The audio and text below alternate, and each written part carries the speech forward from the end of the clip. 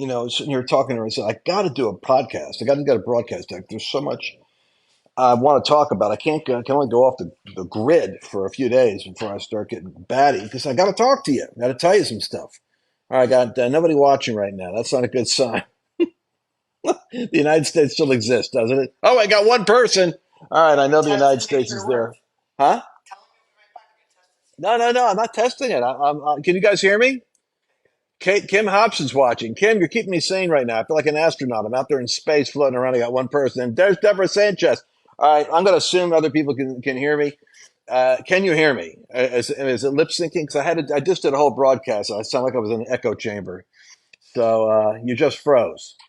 Well, at least John Yamon, she says I'm here. Okay. All right. I want to cover something now. You saw this latest crazy story about Trump security. This is what makes people think that they're out to get him. You would think that they would be doubling up on making sure they don't do stupid stuff now that they know that there's assassination attempts. Not just the one that was attempted in Butler, Pennsylvania, but they now have come out and explained that they actually arrested a guy named Asif Merchant from Pakistan who was working with Iran to get into the United States through the open borders of Kamala Harris and Biden in order to assassinate Trump. This is a big story that the only reason it's coming out is because whistleblowers are nervous that Trump might get elected.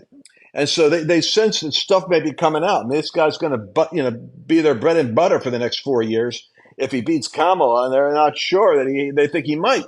So the whistleblowers are coming in. Now the stories are beginning to leak out. And one of the stories is that that they've known for months that Iran, Pakistan, and other Middle East countries have been coming through the border in order to set up assassination attempts on Trump and other figures, but primarily Trump. Now, here's the point. Did you remember that there were requests made by the Trump team for additional security that was denied them? Do you see the problem that they're going to have? For those of you that are still late at night, and you'll hear this in the morning, some of you are still waking up drinking your coffee. Let me put the piece together. The Department of Justice and the intelligence services are now having whistleblowers and pressure and stories coming out about they knew about assassination attempts for months now that were in the United States that were targeting Trump.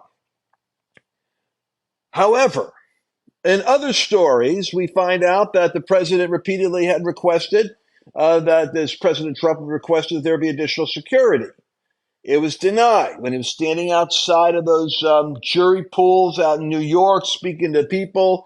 All those windows are there were potential assassination attempts. It's almost like, and this is the theory, that what they did was they relaxed the perimeter of protection around him, creating the opportunity, if it existed, to go ahead and do what they did. The reason I say that is because why would you know that Trump had an assassination, had people in the United States? They can name them. They arrested them, Asif Marchand from Pakistan. How could you be tracking someone, following them, have advanced information, and then still deny protection? You catch the point? The stories that are coming out are in two separate sections of the New York Times, because the New York Times and their intelligence infiltration from the CIA doesn't want you putting two and two together, which is why is it we're reading stories about the danger of an Iranian attempt on Trump's life that they knew about for months and still denied Trump the extra protection? It was the first time they had, by the providence of God, they had a counter sniper. First time, although they knew for months that there was potential activity to kill him. So you remember what David did? Not a great chapter in David's life, but for you Bible slow connection here. I'm sorry if I got a slow connection. I'll talk fast, even with a slow connection outside the United States. But what David did when he wanted to kill Bathsheba's husband, he told Joab, he said, "Hey, I want you to bring the asset close to the enemy. In other words, bring Uriah, the Hittite, bring her husband up in proximity to where the battle is the fiercest, and then withdraw your protection from him. Now, you don't take him out, let them take him out, but it's going to be because you set him up by withdrawing your competence from him."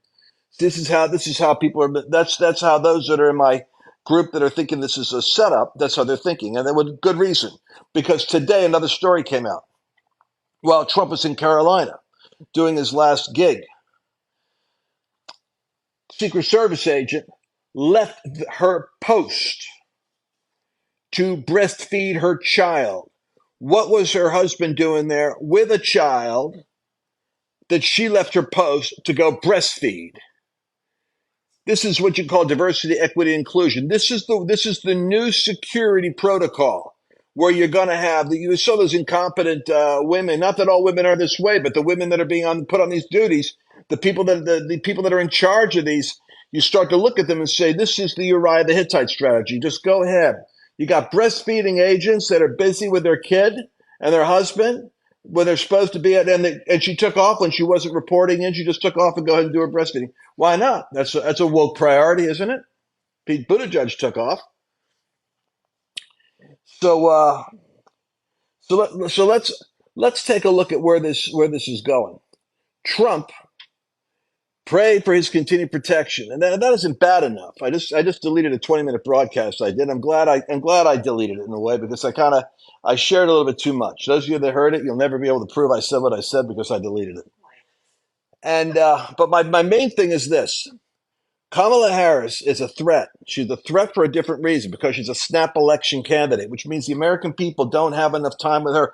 We did such an extraordinary job, disproportionately, talking about Biden's incompetence and age and fumbling, bumbling, bumbling, bumbling, bumbling. We didn't recognize that Biden was being covered by Kamala, because Kamala and the whole team is running the White House. In other words, there's a machine that is behind Kamala Harris and Biden. That machinery was running things. He was just, unfortunately, out in front of a camera, got exposed. They knew his condition. Kamala lied about it. No one's going to hold her accountable. It's not like he's suddenly got froze in a debate. This is his condition. But nobody cares. Nobody cares if she lied or not, because she's the second coming of a rock star, rock and roll, Rolling Stone, Barack Obama 2.0. This is the media's rolling her out now as being the great, can't say the great white hope, but she's the Democrat hope. So she's their solution to the Trump problem, and wisely so, because she's the perfect problem for him. Being a woman, he has to be careful about talking about the fact that she's in any way, he could imply that he's being sexist. The fact he's got to get off the fact that she's Jamaican and claims that she's African American, because he doesn't win. It just sounds like you're picking on a race issue. They're going to turn it around and make him racist Trump no matter what he does. He can't win for losing, as you say in New York. He can't go talking about her word salad, she can't talk until she gets her papers in front of her. But she did a great job with Pence because she had her script ready. She is a courtroom scripted person. It's kind of like an actor. You put the script in front of them and they can read the script better than, Biden couldn't read a teleprompter. He didn't know when to stop reading the teleprompter. Okay, stop talking. And he'd read them. Stop talking. She'll do fine because they'll tell her what to say. So you've got to go after her on her. She is left of Bernie Sanders. She's a San Francisco progressive Marxist. She's a Marxist. Her father was a Marxist professor. How the heck did we end up with these, from Obama to her, these Marxist parents? And you don't think they're raising their kids around the dinner table, to think a certain way? So anyway, so she is the left wing wacko that destroyed San Francisco. And her and Gavin Newsom did a great job out there. If it wasn't for the tech companies and the money that comes in from Silicon Valley, California would be sawed off and left in the ocean for its debt, for its crime, and for its dilapidated school systems. Be that as it may, I want to come around to something. Trump has to focus on exposing the policy. He has to talk about how she has no economic vision for the future. The only thing she can do is copy him. He says he's not going to tax your tips. She says, I'm not going to tax your tips. The problem is the American people are what Rush Limbaugh called low information voters. You know what that means? That means that they don't know anything. They don't know. I mean, they don't know what you do. This is going to be, wisdom is a two-edged sword, my friend. The more information you have, the more you're going to have self-control during the next period of history in America. Because what you know and what I know is that the average American doesn't realize she's stealing Trump's policies. If he says drill, baby, drill, she'll say drill, baby, drill, and they'll all cheer. like like they're all like zombies. Not knowing it's Trump has that policy. She'll actually come up and probably say, "Make America great again," and I'll cheer for it. And so Trump has got to nail her for her policies and draw a quick contrast between the future she's going to create for America and the future he's going to create. And it's going to be a battle of inches. And it's not a shoe-in at all. There is no red wave, I guarantee that. Slow connection. I hate this. I hate this slow connection. You think with my company the size it is, I ought to be able to figure out how to have an internet connection. Probably need an Ethernet or something like that. I'll try again tomorrow if this doesn't work. I got something else I got to tell you. I'm going to the Middle East.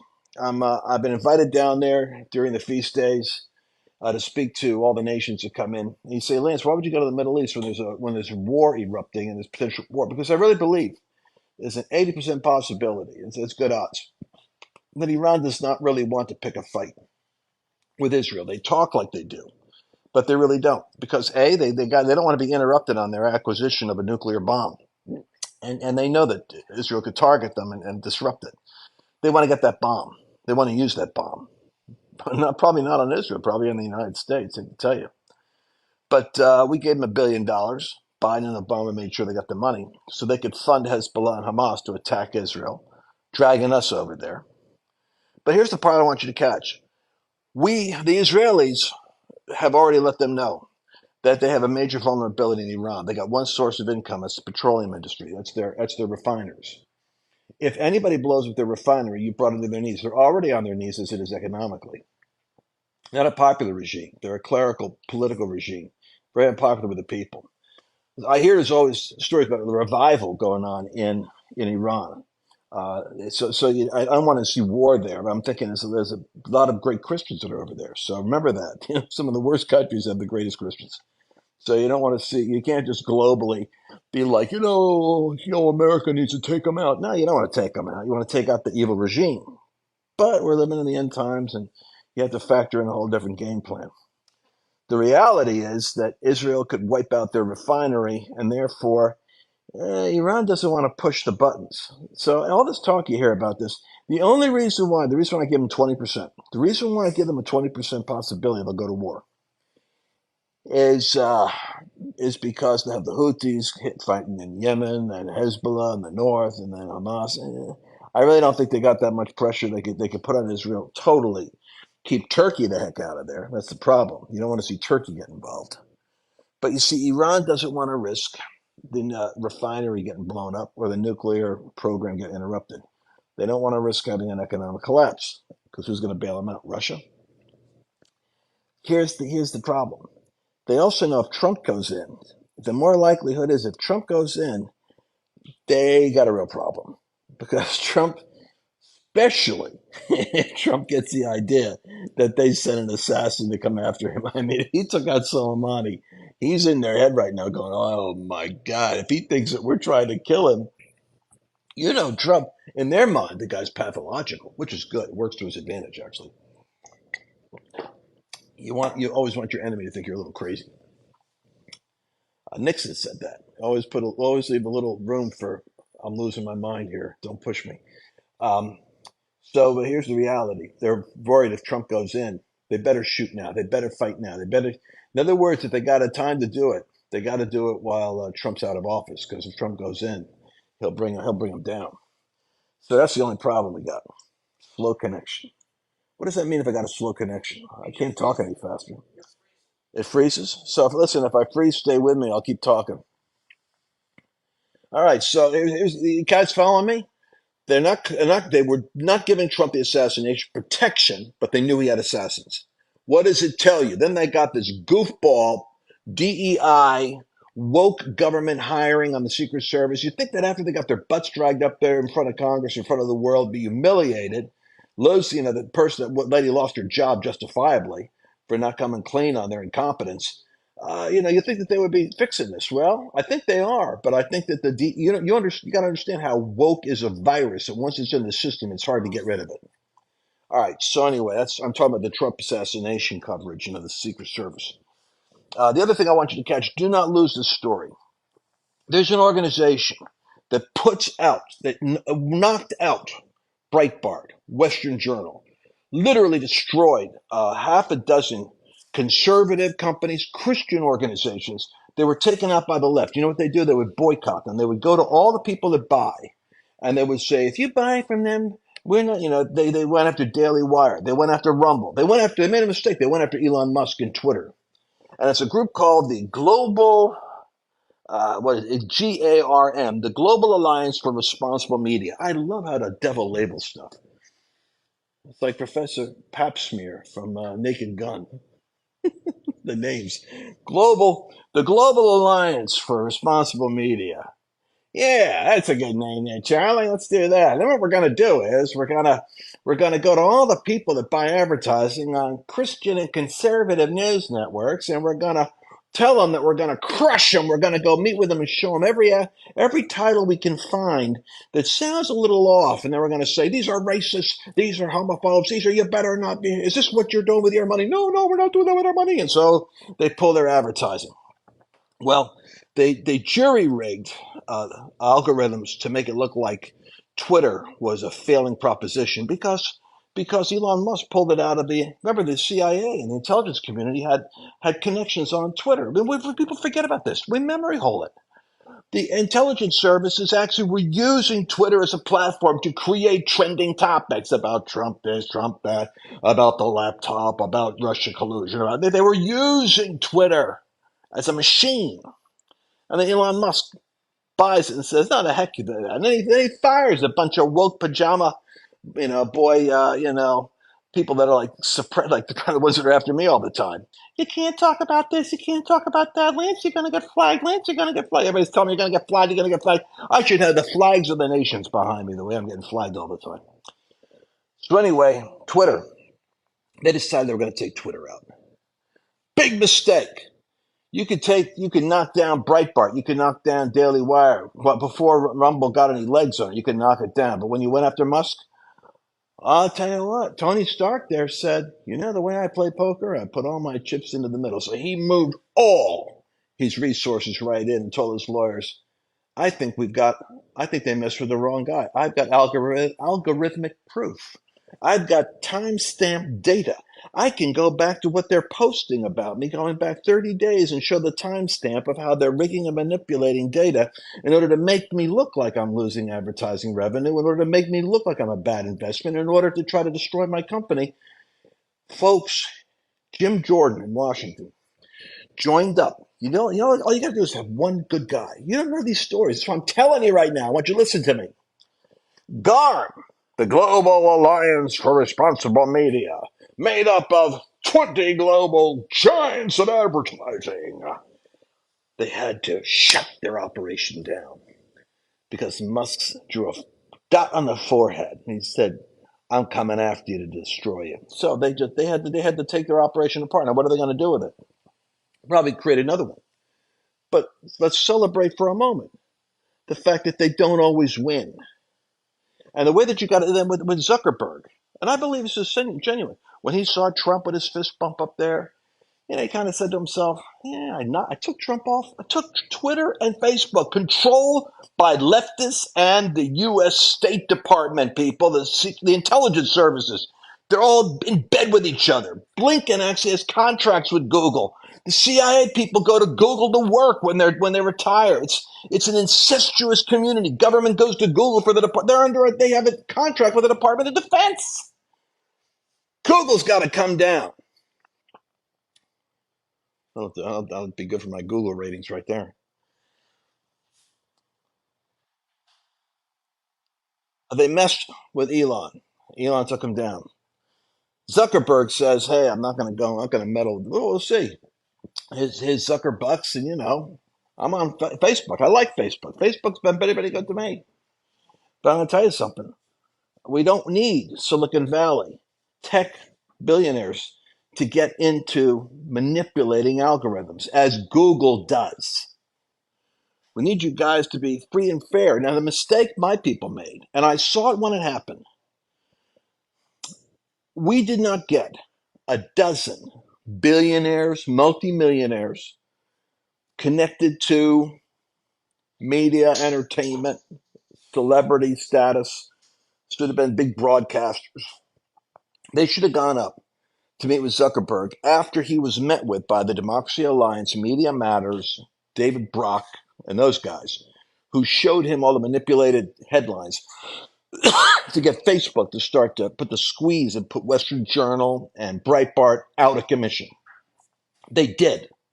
They took 1 billion views off of these guys. What we should have done is we should have gone immediately back and said, by the way, let me show you the Daily Beast, Rolling Stone. Let's give you the headlines and the media coverage of what the leftist does, of what these people are. These are So okay, here's the Atlantic, here's the New York Times. Here's let's cover what they do, and let's show you on balance how both sides are in an ideological battle. Do not pick a side. Stay on the side of capitalism. You make a living. If you don't, then we will coordinate a purposeful campaign to come at you politically in order to get you out of the rigging politics game. So we didn't do that, but thank God Zuckerberg's come to that conclusion anyway. He doesn't want to be involved with it. Doesn't have to be involved with it. I mean, why lose the money off of a Breitbart advertising? This is what's crazy. These are educated people. If you got 1 million people reading Epic Times or 1 million people reading Breitbart, why not be marketing to that audience? Why shoot yourself in the foot and lose revenue not marketing to them? See, the left doesn't care about these clients that they go after to get them to pull off their advertising. They just care about silencing their opposition. But then you know what happens? CNN goes down. All these companies, they start losing viewers. They start having to close down. You start seeing it too. You start seeing these journals going under. You know why? Because nobody's reading that journalism. And instead of staying out of rigging who can hear and who can't have an opinion in America, the left always wants to silence you, and they always want to ramp up their own voice. They're not really for freedom of speech. They're for freedom of their own opinion. All right, I got something else I got to talk about. You won't hear this in other places. That's why I got to talk to you about it. Viktor Orban delivers this. This is the Hungary. This is the prime minister of Hungary. I think he's president of NATO for a period of time. They can cycle around, right? So Viktor Orban has what I would call is one of the sovereign nations of Europe. He's always vilified with Trump. It's always Viktor Orban, the despot. That's when you know there's a good guy. But he just delivered a great speech. He said, once every 500 years, history recycles itself, resets itself, and does something phenomenal, and you might miss it. He said the defining moment for the West is we're all thinking we control what's going on in the world. But in terms of the population of the globe, we only have 20% of the population interested in supporting the Ukraine war with Russia. 70%, 75% of the world, India, China, Indonesia, the entire Asia Pacific Rim, Africa, South America, they're not interested in this war in Europe with Ukraine and Russia. Basically, the whole world is on a different axis than the West. The West is in decline. You can see it in the Olympics opening. When you got to have transgender, a queer Jesus doing the Last Supper, when you got that kind of decadence parading blasphemously in the face of Muslims and Christians, 2 billion people, 3 billion people in the world, just in those two religions. And you could care less because the elites want to rub it in your face. They've got the right to show you the world that they believe. Well, the West is in just a rapid decline. They're not really. You don't hear it because all you do is narcissistically. I'm sorry, we're self-absorbed. So we only hear what we hear about us. We don't realize this. Viktor Orban delivered the message. He said, the West needs to know China is now the global superpower that's on the rise. The Asian axis, those India and China are going to be in Asia and that part of the world. They are the 2 billion people consumer market behemoth. The overspending of the West, the debt of the West, the wars of the West, the cultural deterioration of the West is setting its own sun, and now the sun is rising in the east, and it will be China, India, and the Asia Pacific Rim, the nations we're going to be looking at that are already merging in power. It's not what you want to hear, right? But you're never going to hear it anywhere else. So I'm telling it to you. Now, it doesn't have to be that way, but I'm saying there's a price we're paying. There's a price we're paying for our disengagement from culture. There's a price we're paying for the destruction of the family, the destruction of religion, the loss of the fear of God, the loss of biblical absolutes. We are in that fourth turning. We talk about. I watched this guy did the interview with David Patrick. What's his name? The Iranian guy. You guys know who he is on YouTube. Got Valuetainment. David Patrick whatever his name is. I like him. He was talking to Neil Howe, who's the one surviving author of The Fourth Turning, Harvard researcher. And fourth turning is like every 80 to 100 years in the United States, a country like ours goes through a convulsion of redefinition. We went through it in our first revolution. We went through it in our Civil War. We went through it in our Second World War, World War II, and the Great Depression. And we're in that cycle right now. And they wrote about this in 1900. They predicted 2023 through to 7 years, 2030 is going to be the defining period of the West and America itself. And he's kind of confident that we're going to see the pendulum swing back to a desire for conserving values and conserving life and conserving, kind of like moving away from the crazy and the radical more towards a conserving or conservative worldview. But in the meantime, you've got the left in its ascendancy. The snap election that happened in France, what happened in Great Britain, what happened in Brazil, and what's happening with other countries, in Venezuela rather, tells us that the axis of nations is not moving towards a populist nationalist recovering of principles and values. We still don't have that great awakening in its full punch, that is the spiritual vitality of a message that is merging with the civic movement, the social movements, the artistic movements. We haven't yet had that Jesus movement that creates a revolution that affects the political and the social sphere. I think it's coming, but who knows how much pain has to happen to precipitate that. But till we do, the snap election is what bothers me. Kamala Harris pops up in the scene. We put so much energy into making Joe Biden look feeble and incompetent that we succeeded in pulling him out prematurely, I'd say. We should have left him be the Democrat candidate and let him go find Kamala, a month from now. Instead, they're able to give her the artificial coronation that media in Hollywood do, like she's Cinderella just discovered the magic slipper, the ball. So now she's like, their goddess, and they're going to make her look like that. And the snap election problem is that they can ride that phenomena of the mystique, the witchcraft, and the confusion of who she is right into the Oval Office, unless there's a disruptive event. We have to pray that God intervenes. Something disruptive has to interrupt the momentum of that. And it could be that all that it will take is for her to just make one mistake, and that mistake is already revealed. She picked, Tim Walz, the governor of Wisconsin, instead of the senator in Arizona, or the governor in Pennsylvania, Shapiro. Either one of those would have been a smarter and shrewder pick. She picked someone as radical and as nutty as she is. And it shows that she wasn't listening to 100% to her advisors that are from the Obama campaign. She's listening to her Bernie Sanders radical, whoever got her ear at the cocktail party. And that's a good sign. It shows that she listens to bad advice. And so when David was up against Absalom, he realized that he could lose the kingdom, he could lose everything. When he had an advisor, he was up against named Ahithophel. It's a little detail in the Old Testament. But David knew that if the consultant working with his son was Ahithophel, he's cooked. Because Ahithophel he never missed as a political consultant. So he prayed that God would cause the counsel of Ahithophel to fail. David's prayer was that there would be a disruption of the source of shrewd counsel.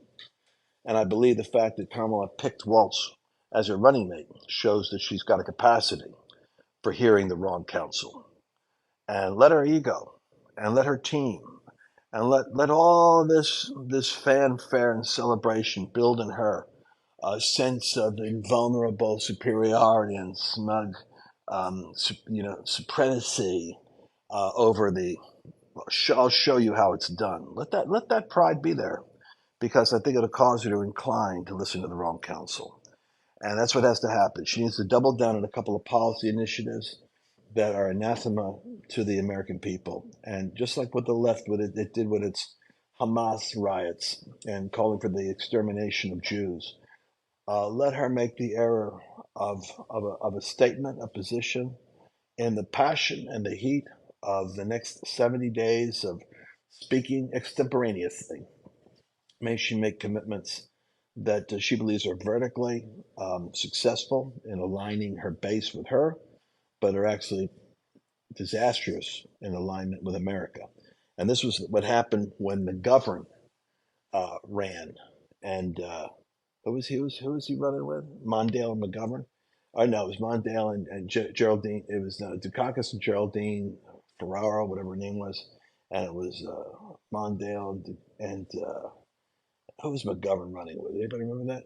But anyways, the left every now and then puts together some wacky tickets, and they've done it once or twice, and both times they get shellacked because they get out of step with the American people. Does that make sense? All right, so. What do you? So people are asking me, what do you think is coming? Well, what I think is coming is the increased pressure on the de-dollarization is what you got to do, regardless of what happens. Instabilities in the forecast. I mean, I can't imagine this election being decided even with the election.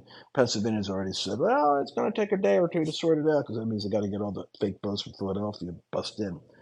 So that's just why Shapiro would have been a smart pick as a Jewish pick, but the Democrats wouldn't pick a Jew because they're already worried about losing the Arab votes. So I want you to go to I know what I was going to tell you. I'm taking this metabolism support probiotic while I'm on my little 1 week getaway here in Annabelle, and she and I are both taking it. Regenerative, organic, certified, and what it does is it resets and keeps your metabolism at the peak of probiotic healthy gut health and burning up calories and fat and keeping you like running regular on stuff. So when I'm traveling around the world and doing what I do, I want you guys to go to ancientnutrition.com/Lance. So I tell you, it's on the table here with me here. So I'm talking to you. I'm thinking about, let me see that. Remember that. Ancientnutrition.com/Lance, because that metabolism support probiotic is one of the I can't always get liquids on these flights, so I have to bring these pills with me. I'm going to talk to you again tomorrow because I got one more thing I got to talk to you about, which is the attack from Christianity Today against Christians. Russell Moore, I had Roger Moore's name written down. I knew that wasn't right. He played James Bond. It's Russell Moore. He's a nut job. Him and David French. And sorry to say, Tim Keller was part of this. He's gone now, but he's been outed. And these guys that David Brooks writes in the New York Times. These guys are the Soros-aligned left-wing liberal infiltrators of the Christian community that I'm sorry to say have wormed their way into the head of a lot of the people that you listen to, that you read their posts and you read what they publish. So I'm always reading their journals, and they won't come out and tell you, but they're against Trump. They're against. They think that we're wacky. They sided against the term Christian nationalist when the devil used it against people like me. They said, "Yay!" because they're politically decaffeinated, and a lot of these guys you won't hear them have an opinion. I mean, some of these apostolic networks, I'm going to check them out because I think they're all part of this collusion. It's a collusion of silence. It's like silence. Let me tell you something. Silence equals consent. I'm reading my buddy Bill Federer here. Bill Federer's got a book here, Silence Equals Consent, The Sin of Omission. If you're not talking about what's going on in America, if you're not talking, you may not talk the way I do, fine. Talk the way you do, but don't just talk about we need a revival, we need to repent, we need reformation. Yeah, Mickey Mouse knows that. I want you to call out what the left is doing specifically. Who's doing it? And who are the fake Christians that are out there? Who are the people that are calling? And they're probably real Christians, probably sincere and sincerely deceived, and it's time they got called out. David Brooks, David French, Russell Moore. Call them out. Anyway, I'm going to get into that a little bit tomorrow. I don't want to lose any of you guys. It's late at night. I know. Thanks for being with me. It's 1:45, 20 midnight. Those of you that are hearing this in the daytime, I want you to face the day with the confidence that God has already gone before you. The Holy Ghost is on the inside of you. Put Jesus at the center of your thoughts. I spent an hour today reading Colossians. I read it in like 2 or 3 translations. I was just hanging out with Jesus. And the funny thing is, once I read Colossians, I had clarity on a bunch of other stuff. I wasn't even talking to the Lord about, but also when I left the subject of the Bible, everything fell in place. renewing your mind by the word of God. Let the word of Christ dwell in you richly, and you'll find your way of success is going to be automatic. I love you all. I'm praying for you. I've got one more day here with Annabelle. Won't tell you where, but she doesn't want me to tell you. It's a secret, right? Right. Okay. Keep my wife happy. But we'll be back in America within 48 hours. Love you guys. Talk to you soon. Don't forget, ancientnutrition.com/Lance. I just took this before I did the broadcast. All right.